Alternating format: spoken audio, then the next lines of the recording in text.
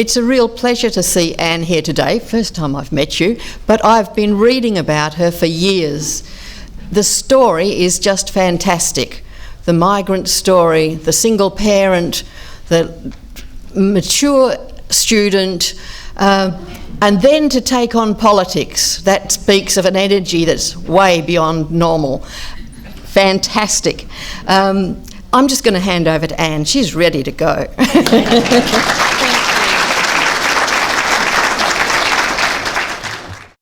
Well, good afternoon, everyone. Thank you, Jean, for that fabulous introduction. Can I also start by acknowledging the traditional owners of the land, the Whadjuk people of the Noongar Nation, and pay my respects to the elders past, present and emerging, and I look forward to truth, treaty and voice. Can I also acknowledge the dedication to lifelong learning embodied in U3A? It's something that personally I feel very passionate about, the fact that we are learning from pre-birth. Learning starts in the womb. Yes, you were right to warn me not to lean on this too hard. That learning starts pre-birth in the womb and carries us through life. And the wonderful work that U3A does in that dedication to lifelong learning, I think is something to be really admired. So for those of you who haven't joined up yet, there's another subtle hint. I've been asked to speak to you about my journey in politics, and I think for all of us, our journeys start way before we're born, right? You know, and we can go way back to our ancestors. My ancestors on my mother's side came from Central Africa, travelled up to Northern Africa in the 1800s, settled in Morocco, and then on to Egypt. And that is where I was born, in Egypt, in a time and a place where the birth of a girl child, particularly a second girl child, wasn't met with cigars and ululations and congratulations, but with the clicking of tongues, the shaking of heads and commiserations.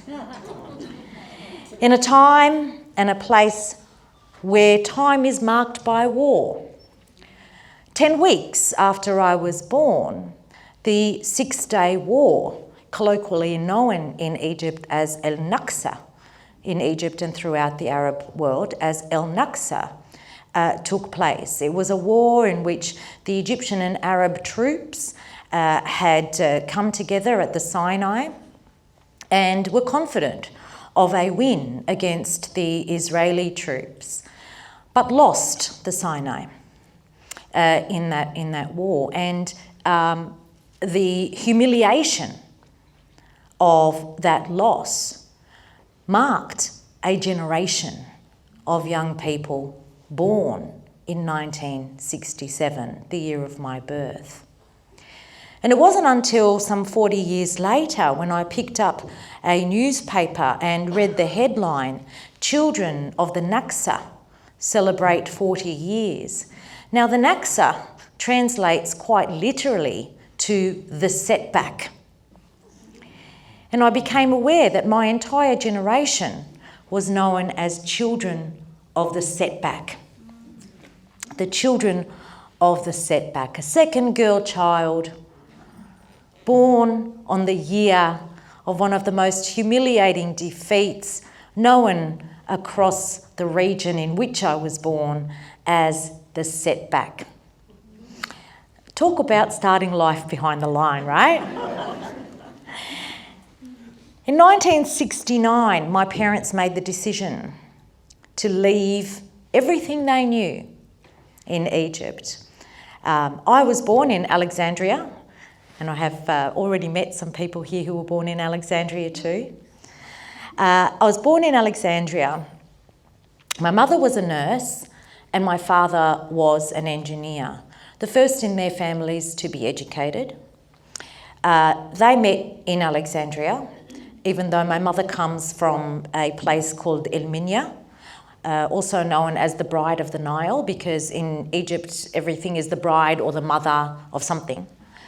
And my father comes from a place called El Mansoura, literally translates to the victory, named after the victory over the French. over the French occupation in Egypt.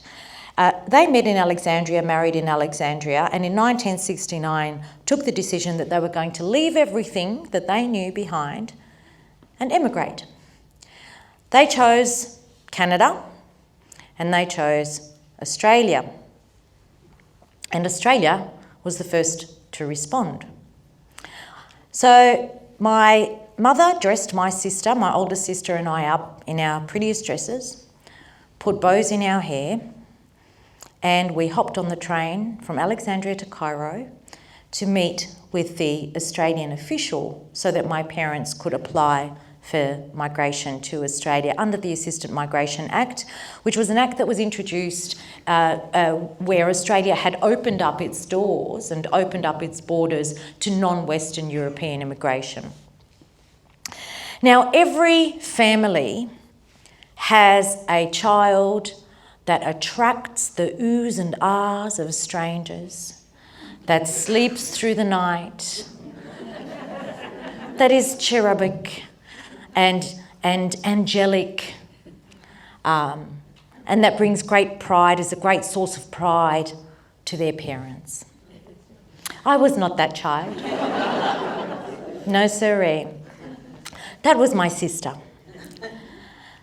So off we went to Cairo and for this meeting with the Australian official at the Australian embassy there. And they had the interview, and after the interview, as they were walking out, my mother burst into tears. And my father looked over at my mother and he said, "Why are you crying? What's wrong?" And she said, "Australia will never take us." Did you see how she was behaving as she pointed to me?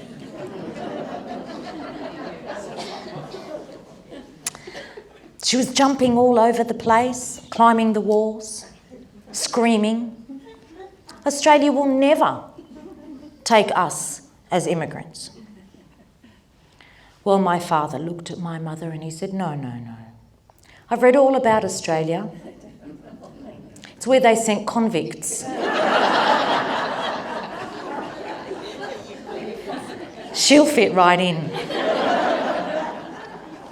And indeed, we did get accepted for immigration to Australia, and on July 25th, landed in Albury-Wodonga at the Bonegilla Migrant Training Camp, where millions of Australians had landed before us. Before, in the 50s, Bonegilla was the first home for many Italians and Greeks coming to Australia.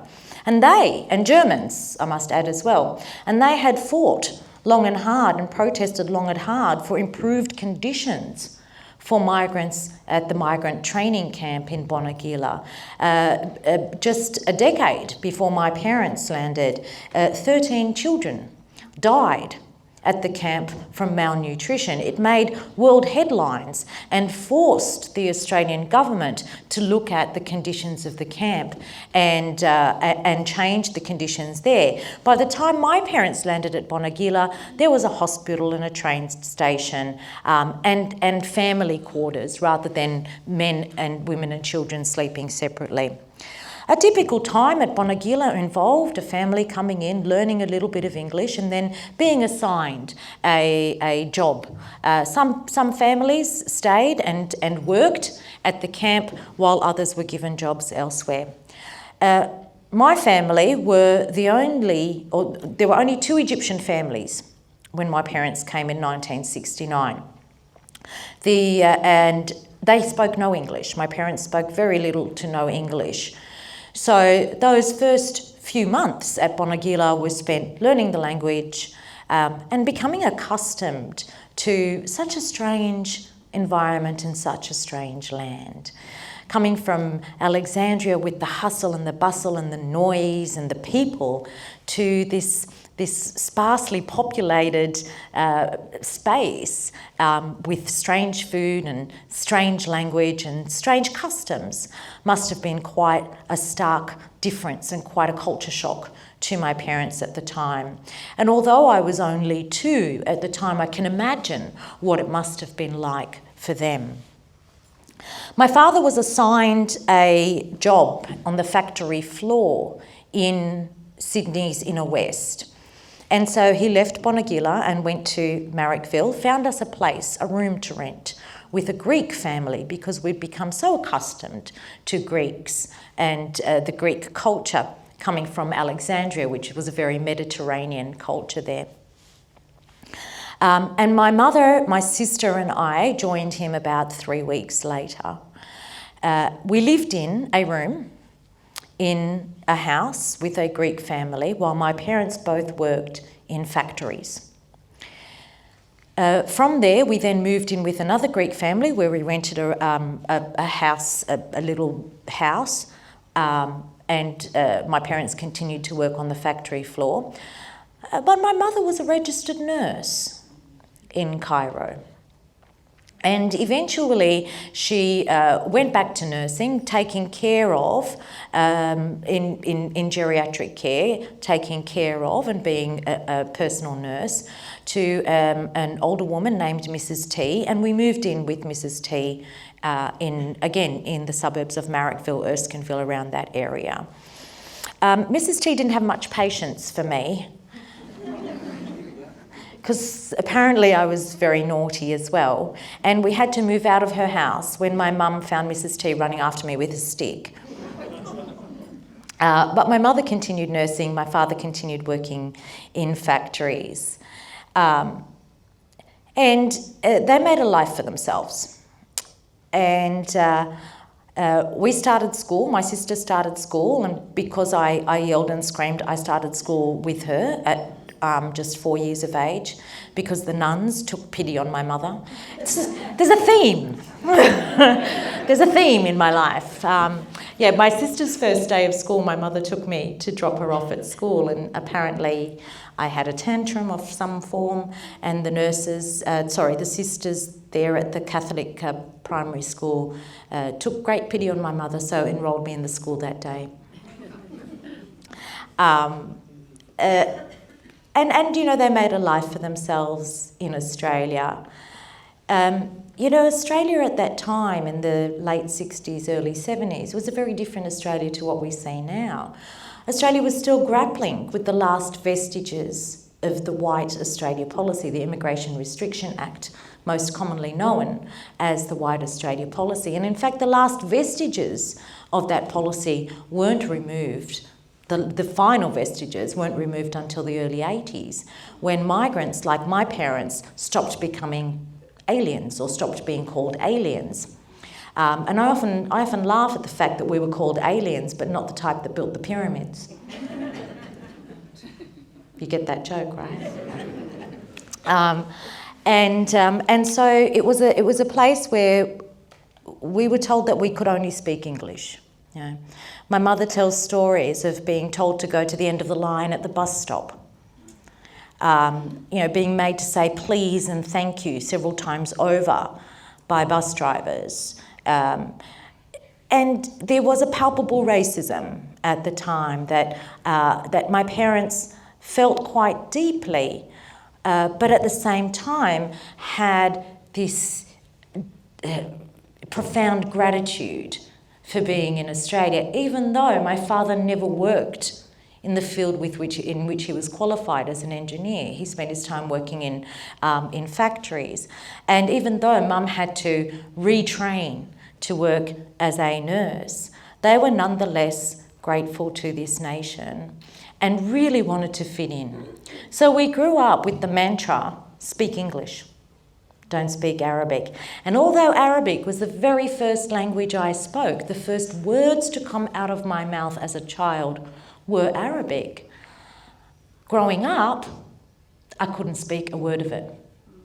Right? I could understand it, especially when my parents were swearing at me, but certainly couldn't speak any. And I had to relearn my mother tongue later in my later years as a teenager, because there was such pressure on us to only speak English.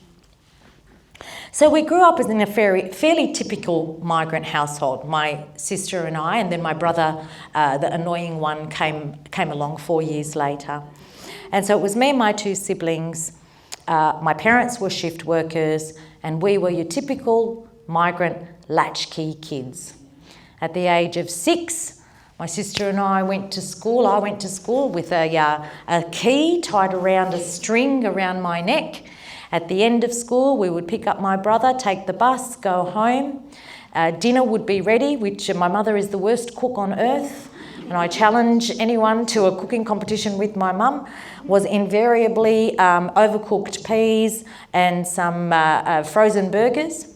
So dinner would be ready in the electric fry pan, and we'd eat that and wait for my father to get home at around 7 o'clock, 7:30, when his shift finished. And that was our life growing up. We moved a bit. We moved from Sydney to Brisbane. We were in Brisbane when the 1974 floods took everything away from us. But while it took away a lot, it also gave us a lot, because it was after those floods, when my parents had nowhere to go, no family to go to, that the church and the people at the church welcomed us, gave us food, gave us housing, gave us friendship, gave us comfort. And my family forged lifelong friendships with the church through that ordeal of the floods. And indeed, Mrs. Redcliffe was her name, became a staple in our family. And when we moved back to Sydney, would often come and visit us in Sydney. She was at every family event that we ever had.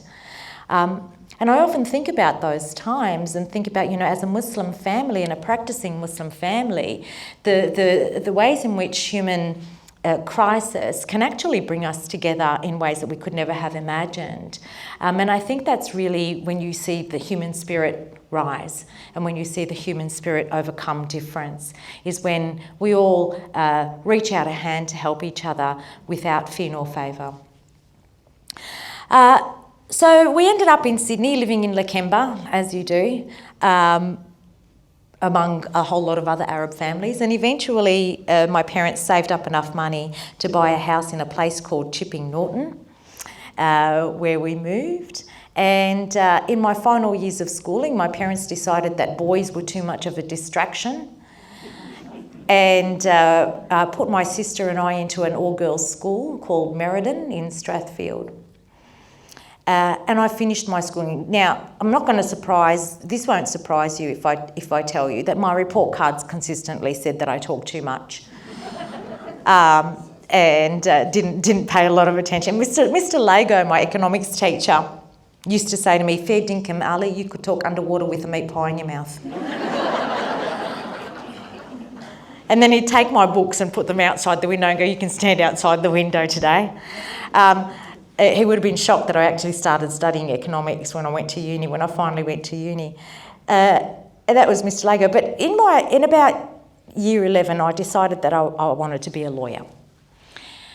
And that really gave me some grounding in my life. And I really buckled down. I stopped getting detention. I used to get detention quite regularly, but I used to tell my mum that detention wasn't a reward for getting good grades. And so they would give me another 3 hours of schooling on a Saturday morning because I was doing so well at school. One of the benefits of having parents who don't understand what detention is, or the Australian system, I guess. And there were many times that I got detention. But around year 11 and 12, I really started to take school seriously. I always did well at school. I was academically gifted, which in a way was a blessing but also a curse, because it meant that I really didn't have to do much work to get the grades that I needed. And so year 11 and 12, I really started to buckle down and pinned all my hopes on being a criminal lawyer. Then came the last day of school. And my art teacher, Mrs. Fitzgerald, who I was very close to, handed me a piece of paper, an envelope, and in the envelope was a little card. And in the card on one side was a short poem about the past, the present and the future. And on the other side, she wrote something, which I've never forgotten the words. These are the words, word for word.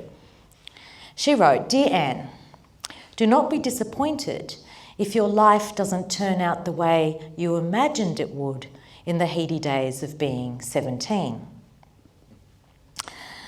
I didn't think that Mrs. Fitzgerald knew what she was talking about because I had a plan. I was going to go to Sydney University. I was going to get the grades. I was going to go to the University of Sydney. I was going to graduate in law. I was going to be a barrister and a criminal barrister. Nowhere in my plan did I ever think I would be a politician. That was not in my plan. But she knew what she was talking about, because the trajectory that my life took from then on is nothing like I imagined it would be in the days of being 17. Very soon after I graduated, or I finished school, in fact during my final exams, my parents told me that we would be going to Egypt. My sister in the meantime had married and moved back to Egypt. Originally it was just going to be a holiday, but it soon became apparent that I was going to be their anchor, that I was to go to Egypt and remain in Egypt, get married, and be an anchor for my parents to move back to their homeland. And so I went to Egypt and I lived with my aunt in Omraneya, which is a suburb of Cairo and a low socioeconomic suburb. We don't come from money. And whilst I got the grades that I'd worked so hard for to get into Sydney University, I had realised by then that that dream was no longer. And so I started the journey of trying to get into university and trying to get an education for myself, whilst the whole time resisting the pressure to get married. And there are some funny stories I could tell you about the string of suitors that were paraded in front of me and how conniving I was in getting out of it. I feel sorry for all of those men now, because I did tell some big lies about them, but you know. I found an American university which taught in English, because of course I couldn't speak, read or write the language Arabic. But they wouldn't accept an Australian certificate, so I had to resit my Year 12 exams. They could only accept a British one. So around a year and a half or 2 years after I graduated from school and had given up that dream of becoming a lawyer, I was finally accepted into university.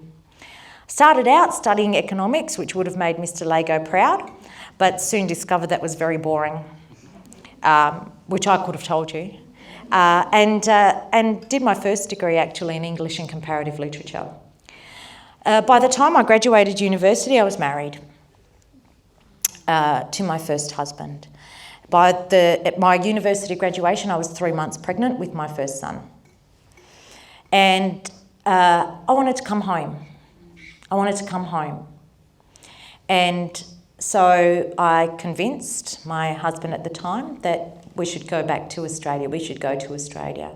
And so we moved back here. In the meantime, my parents had moved from Sydney to Perth. They'd given up this idea that they were going to move back to Cairo because, of course, the Egypt that they knew in 1969 was completely different Egypt in 1990. So we came back here and we settled here in Perth. I gave birth to my first son, Adam, at Woodside Memorial Hospital, the maternity hospital, Woodside Maternity Hospital, Ward 16. Birth by caesarean. And we made a life for ourselves here. And then my husband became violent. And I had a second son, Kareem, and when Adam was 3 and Kareem had just turned 1, I'd had enough. And that was the moment that I decided that I didn't have to live in a violent relationship anymore.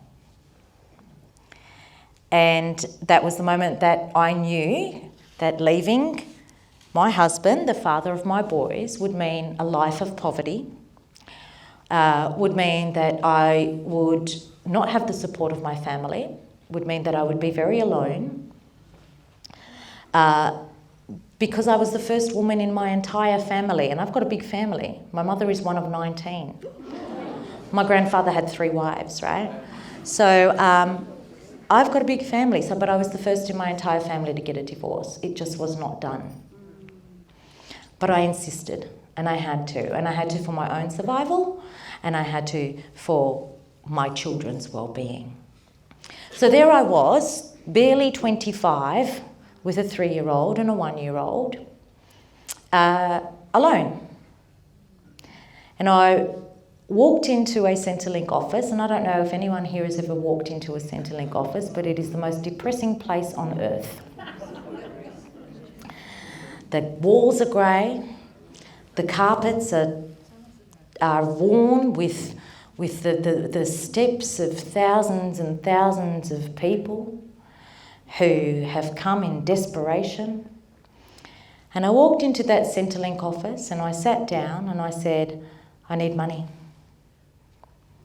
I'm on my own, my husband was violent, I finally left. And the response I got was, well, it takes 5 weeks to process a payment.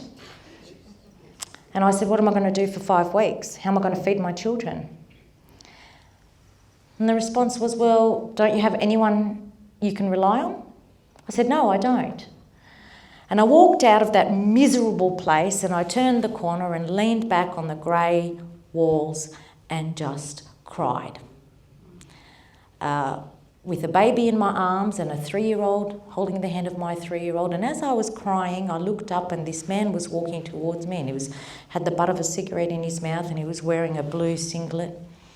And I looked at him and I looked at his eyes, because he must have registered me bawling there, standing, this pathetic figure leaning against a wall, crying. And I looked in his eyes and I just wanted some connection, something, And he gave me nothing. And I thought, you are truly alone. You are truly alone on this journey. And I will say there were some dark times, struggling with the two little ones, struggling to put a roof over our heads. There were many times at that checkout at the grocery where I had to put back half the shopping. Many times when I went to check the bank balance and left, broken-hearted. Many times where I wondered where I was going to get the money for food for my children. Many times when I ate their leftovers because that's all I could have. But we made it through. And I decided that, if I was going to lift myself out of poverty and I was going to lift my children out of poverty, I'd have to go back to university and I'd have to get a job. So I went back and I did a postgraduate that led then stayed on because, I like university, and I did a master's degree in education and then went back to teaching English as a second language at various schools, adult language schools in Perth, and eventually at the Migrant English program as well. And that's why I'm such an advocate for education, because education, no matter what age you do it in your life, right, has the power to transform. For me, it was an economic transformation, but it's much more than that as well. People think that you have to have an education so that it can lead to something. Well, it can also lead to self-empowerment, right? It can also lead to self-knowledge and growth and personal growth.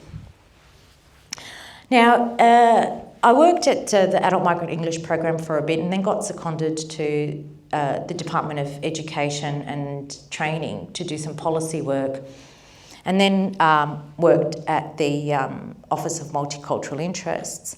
And it was about 2003 that I got a letter that I had to respond to, and I didn't quite know how to respond to it. So I walked into my executive director's office and said, I don't know how to answer this. I need a police officer to answer this. And she said, look, why don't you go in next door? The Office of Crime Prevention has just opened up next door. I'm sure they have police officers there. So I walked into the Office of Crime Prevention and I said, I need some advice from police officers. And the receptionist there said, look, why don't you go into that office and talk to Dave Allen? He'll know what to do. That's Dave Allen sitting over there, by the way. So at the time, David and I were married to different people, but we became friends, and occasionally enjoyed a coffee together. And 10 years later, I got an email from a Dave Allen who said, "Oh, look at you, Professor, la-di-da."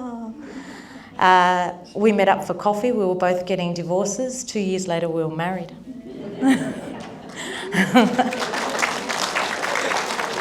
And I think we're coming up to 10 years now. That's a milestone for me. I've never lasted 10 years. It's like I'm going to give myself a present when I last 10 years.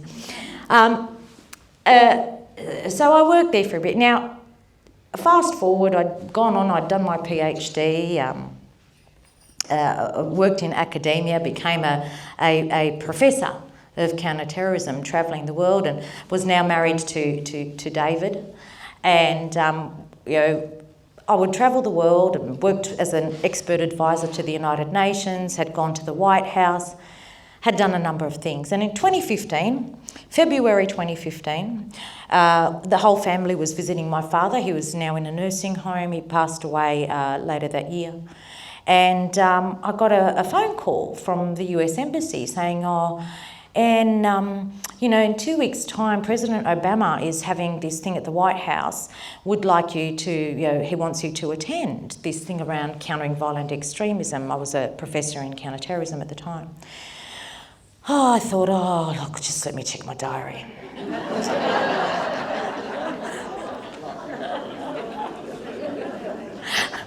Of course, hello. And so 2 weeks later, I was at the White House as the only Australian representative at President Obama's Countering Violent Extremism Symposium, where I talked about Australia's efforts in countering extremism, countering violent extremism and countering terrorism. Arriving back from there, I got an email inviting me to the Club de Madrid, not a disco. The Club de Madrid was a policy dialogue that was formulated by Kofi Annan and Bill Clinton. And when they had their first dialogue in 2005, I used a lot of the outcomes of that dialogue on terrorism and democracy to inform my PhD and my research. So I was super honoured to be asked to come to the Club de Madrid Plus 10 in 2015. Not only did they want me to come, they wanted me to speak. Not only did they want me to speak, they wanted me to close the 2-day symposium alongside Ban Ki-moon and some presidents and prime ministers. So I was very impressed, very happy. I thought, this is it. My career has taken off. I'm globally recognised.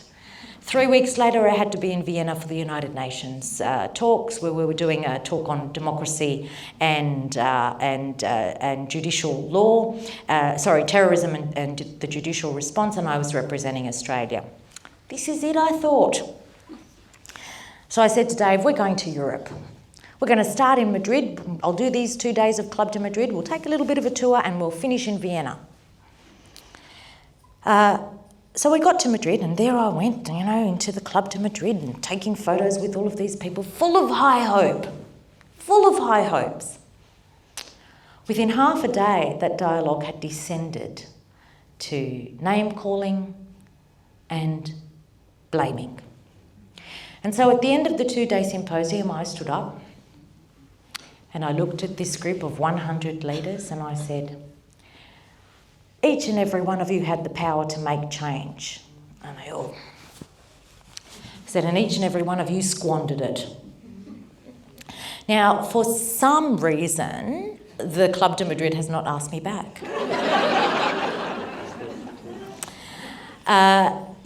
We did a little bit of a trip around Europe, ended in Vienna. 3 days of talks at the United Nations in Vienna. And I want you to picture Vienna in November, if any of you have ever been to Vienna. Or Europe, anywhere in Europe at the end of November, you'll know it's cold, it's grey. The Christmas marketeers are setting up. There's a smell of snow in the air. And I walked out of the United Nations building on the 3rd day of talks, and the 3rd and final day of talks, and David was waiting for me at the steps, warming his hands, and you could see his breath in the cold night air, and somewhere in the background you could hear the Christmas marketers getting ready. And he took my hands and warmed them up and he said, are you done? And I said, you know what, I actually am done. And he said, what do you mean? I said, you know, I travelled the world, I do all of these talks, and nothing's going to change. Nothing's going to change. When I go back home, nothing will change because there is no political will for change. And he said, so what are you going to do? I said, I don't know, but I'll figure it out. Now, on the way back from Europe, we stopped in Bali to warm ourselves up, and there I was, lying by the pool in Bali, and wouldn't you know it, my phone went off.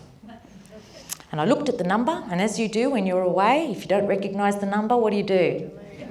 You don't answer it. A few seconds later, I got a message from WA Labor saying, Anne, this is WA Labor, can you give us a call? What do they want with me? I thought. And how'd they get my number, more importantly? So I rang my son, because my son was Young Labor. And I said to him, Adam, he goes, Mum, aren't you supposed to be on holiday? I said, yeah, I'm on holiday. But listen, WA Labor rang me and they want to meet. So what do you think that's all about? And he said, well, I don't know, Mum. Maybe they want you to run in the next election. And I said, what election? There's an election? Because I was that person. I was that person who was political without being involved in politics, right? Came back to Perth, had this meeting as requested, sat across from WA Labor President and said, why should I do this? I've got a wonderful career. I'm a professor, a full professor.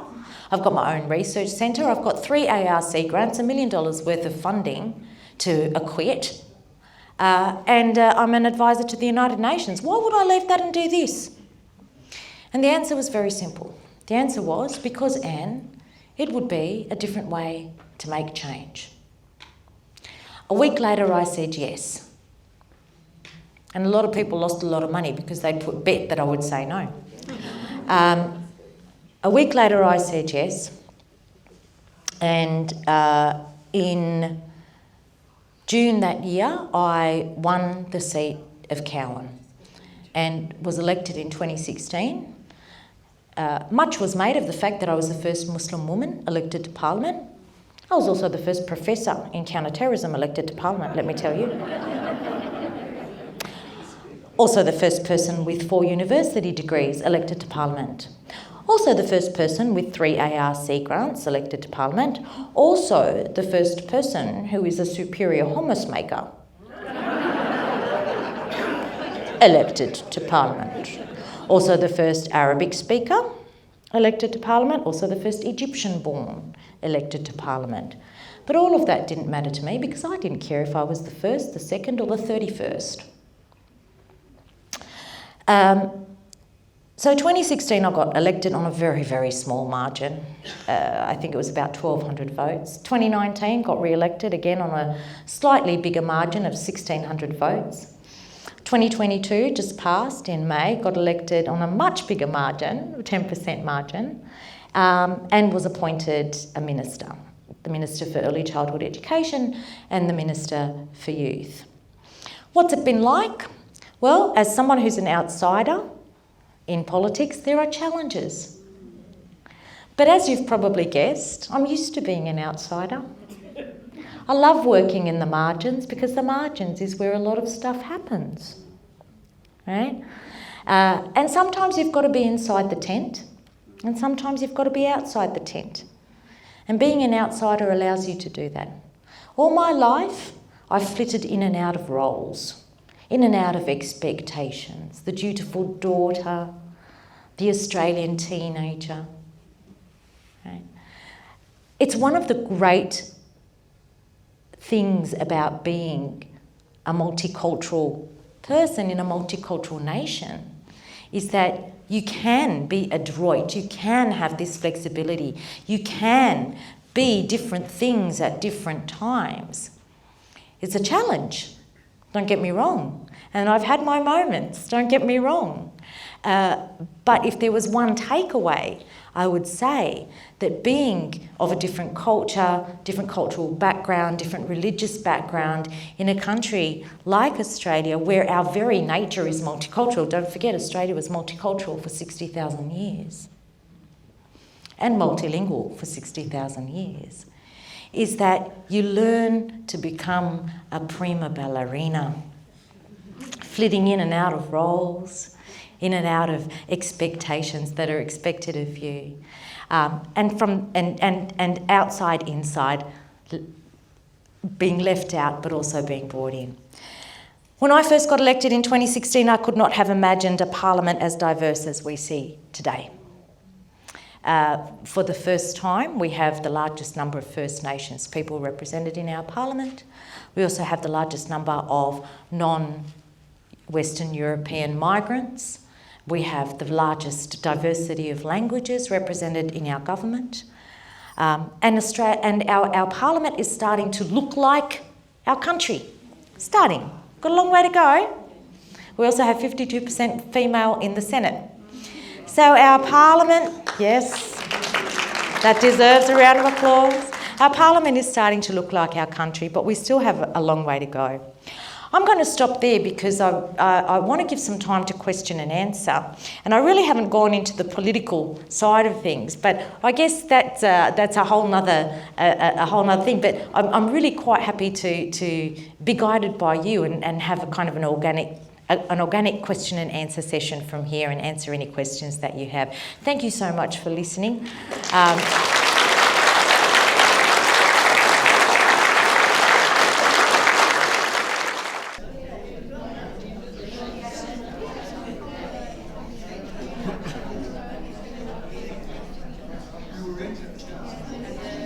What happened was my mother and father ended up getting divorced.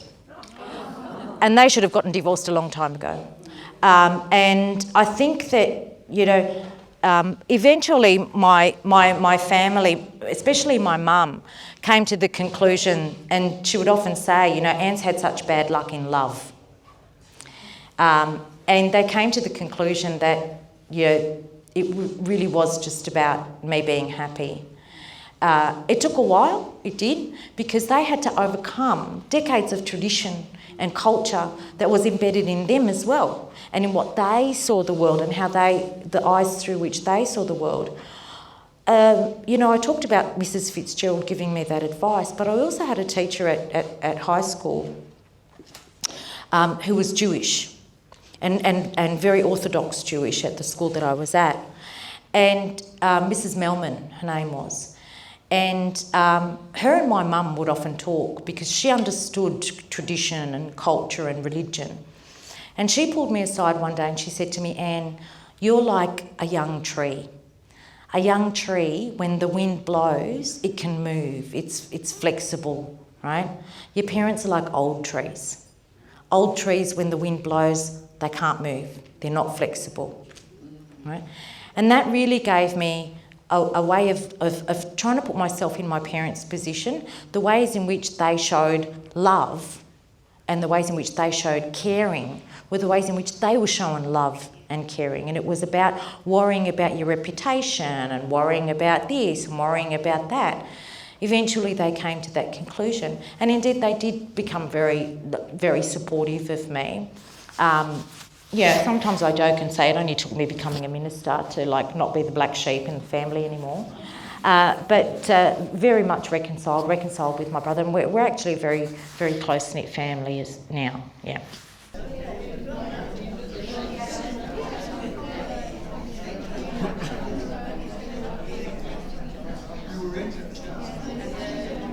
I have to be true to myself. I have to be true to myself. And sometimes being true to yourself means that you need to speak up, even when it is risky, right? Very early on, when I first decided to run for politics, David and I were watching television and there was a politician on there who was going up to people and shaking their hands and going, I'm so-and-so, you're going to vote for me? And I said to Dave, if I ever become that, you need to tell me to get out. Right? You need to keep me grounded. And indeed he does. Every time I come back from Canberra, he's always there at the airport. I'm the only one that has a partner driving me. Everyone else gets a car driven. Even if it's 1 a.m. in the morning, Dave's there. And I think that's really important in me keeping... Thank you. Yeah, give him a round of applause. He deserves a round of applause. He can't cook though. Anyway, It's a terrible cook. Burnt the dinner the other night. But I think that that's really important. What was it like? Look, privately I had a lot of support. But there were some people who wanted to tell me how to talk about diversity, and I would just be, you trying to mansplain me how to talk about diversity? I think I got this. I think I can talk about this. There was I felt bad for Christina because it wasn't about her. It really was about our party doing better and not taking community for granted. That really was what it was about, and it could have been anyone. Didn't have to be Christian. It could have been anyone, and I still would have stood up. I'm proud that I stood up. I think that it was an important thing that needed to be said. And hey, who knew that we would lose Fowler? Oh, hello, me. I knew that we would lose Fowler if we parachuted someone in. So it was risky, but I couldn't be true to myself if I hadn't said something.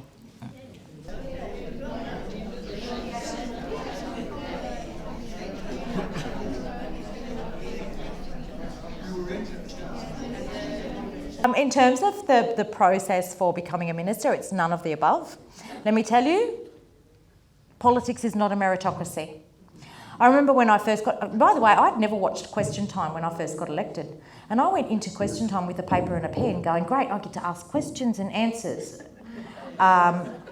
Boy, was that a shock. Politics is not a meritocracy, and I remember even on the very beginning I was like, so what's the process here? Do you need my CV? Do you want me to write an EOY? How does all of this work? And I was laughed at, like, because I didn't know. It's not that. Look, part of it is merit, part of it, but not much merit. A lot of it was, for me, the argument that WA had so many more members in the parliament and that we needed another minister, and that should preferably be a woman. So that was my argument, and it involved a lot of phoning around and getting my colleagues to support me in a bid to be a minister, and thankfully that worked. But, you know, I don't come from and I often say, I can't rewind my life and join Young Labor at 15, or Young Liberals, or any political party at 15, because let me tell you, when I was 15, the political structures had no space for someone like me. And so I don't owe anyone anything, and nobody owes me anything. I don't have decades of long-standing friendships and have done favours for people, and it's not. So it was against the odds, let's say that. But I think I've been arguing that it should be based on merit, that meritocracy should be taken into consideration for since I got elected in 2016. It's what got me onto the Parliamentary Joint Standing Committee on Intelligence and Security. I mean, I have a degree in counterterrorism. I was an advisor to the United Nations, and it took me 4 years to get onto that committee. Right, so I think it's changing. I think it's changing now that meritocracy is becoming more recognised, because that's what people expect. You expect that your Minister for Education knows something about education, right? It's common sense, right? In terms of my dream portfolio, look, I'm really happy with the portfolio I've got, and I think there are some really great changes. And because I'm so passionate about education as being so transformative, whether you're zero from birth right through your life, I think I'm really getting a lot of energy out of it, and especially the youth portfolio as well, a lot of energy working with young people.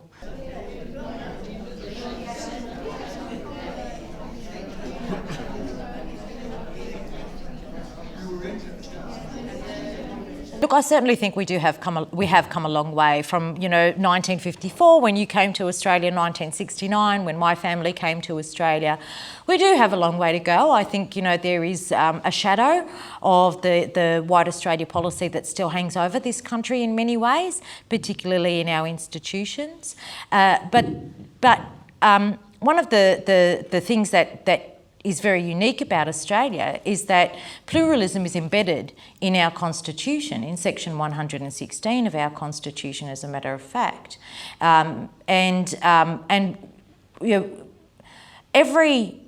Every migrant that you speak to has something warm to say about this nation. The other thing that's unique about Australia is I attend a lot of citizenship events. And do you know that when you take the pledge of citizenship to Australia, you make a pledge to be loyal to Australia and its people. And its people. Now that's special because it means that Australia isn't just considered a land with some imaginary borders girt by sea, but it's actually people. And I think that's a very unique thing in Australia. So yeah, I think we've come a long way. I think we need to address that many second generation children of migrants. I mean, you look at my household, right? We've got Egyptian, Canadian. My stepchildren are half Burmese, half Canadian. Our stepdaughter is engaged to a First Nations Yamaji man. My son is married to, both my boys are full Egyptian. One of them is married to an Irish Australian. And you know, even within our house is multicultural. Yeah, we do Christmas Day with Dave's Canadian family. They're all very polite and lots of pleases and thank yous. But even there, you've got Dutch, you've got First Nations, you've got Canadian. Yeah, multiculturalism is in the microcosm of who we are. Every household now is multicultural, and that's the future of Australia.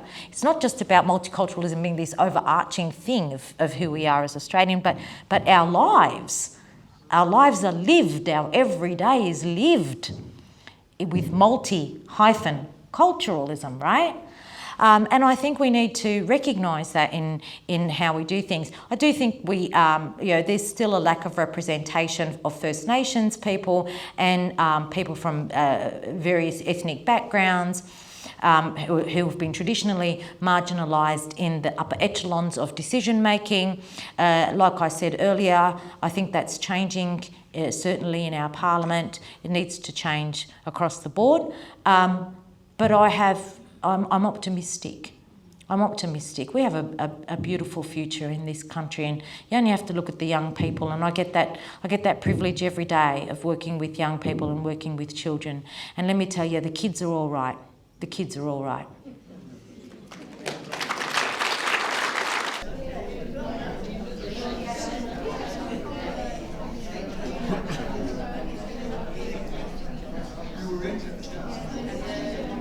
That's a really good question. Actually, what prompted me to study counterterrorism was 9/11 and our response to 9/11 and then to the Bali bombings. I was working at the Office of Multicultural Interests at the time, and I would go to these meetings where, you know, people would say, oh, what are we going to do to make sure that the Muslim kids don't blow us up? Oh, let's play football with them. Or, you know, let's have this box where women can put on a face veil, a burqa, and then they'll know what it feels like to be Muslim. And I was like, where are you coming up with these crazy ideas, right? Really unproven. We went through a real period of confusion. And I thought, you know, you're all assuming that, you know, young Muslim people are sitting there with their mouths agape waiting to be radicalised, and that's not the case. There was that, and then there was the fear for my own two children. Two boys who were raised in a disruptive household, in violent household, at times, violent household, who were bullied at school, who were pretty nerdy, didn't really fit in, didn't do a lot of sport and whatever. And I was concerned for them as well. And I remember after the London bombings in 2005, when the police shot that Brazilian kid who was running with a backpack, me sitting there and begging my children, do not run through the train station with a backpack on. Do not. Right? So it was fear for my kids, but it was also me sitting there going, where are all of these ideas about counterterrorism coming from? They're coming from places of not knowing, of ignorance. We need data, we need evidence, we need to look at what really works. And that was the real impetus. In terms of really, you know, the violence, and that, I still live with the trauma of it. I don't think the trauma of it ever goes away. And, you know, at one point in my life, I just thought, oh, I'm just the kind of person that men like to hit, right? I just thought that was just my lot in life. That if I wanted to be outspoken and strong and have a voice, then I would have to put up with violence. in order to do it. I mean, Dave taught me that that's not right. Dave taught me what a healthy relationship was, and I'm ever so grateful to him for that. But, you know, I still live with the trauma of that, but certainly the impetus was being inside the mechanisms that were responding to 9/11 and were responding to the Bali bombings and were responding to rising radicalisation, and watching just how confused everyone was about it, and how misguided it was.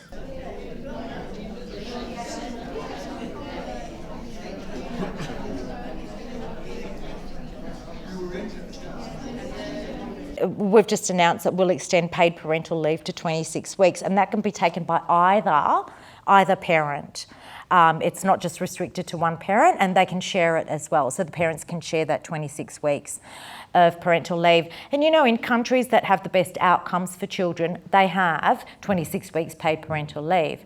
They also have very high quality early childhood education for 3 and 4 year olds, which is something else that we're working on. But I also acknowledge that not all parents can stay at home. And I'm thinking specifically of single parents who work in casualised workforce, and they tend to be women, they tend to be mothers who work in a casualised workforce. And I mean, I know, working in a casualised workforce, you take one day off because you've got a sick child, you don't pay the rent for the week. You don't pay the rent, and you get so far behind that you end up more and more and more in debt. So I think that the big thing here is giving parents choice and capacity. Capacity to be able to stay home, but also choice that if they can't, they have they can be assured that they can access affordable and good quality early childhood.